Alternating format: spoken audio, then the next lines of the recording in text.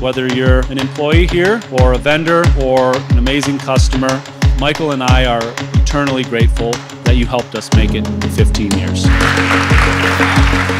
When you go camping, the scout etiquette is to leave the campsite better than how you found it.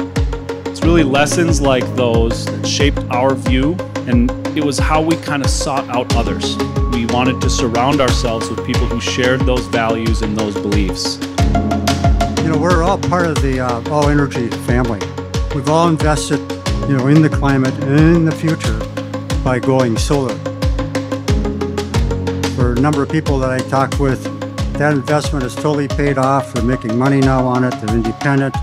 And many other people that I talk to, they're on the road to energy independence, saving money, not burning coal, not ruining the atmosphere.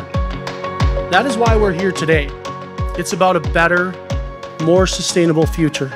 We want to thank you all for believing in the future and trusting All Energy Solar as your partner. There's a saying that it takes a village, and it truly does take a network of dedicated partners to build something remarkable. We made sure that we included 2 specific points in our mission statement. First, provide the highest quality customer service for an unparalleled customer experience. And second, ensure a healthy, exciting, and innovative environment for our working professionals.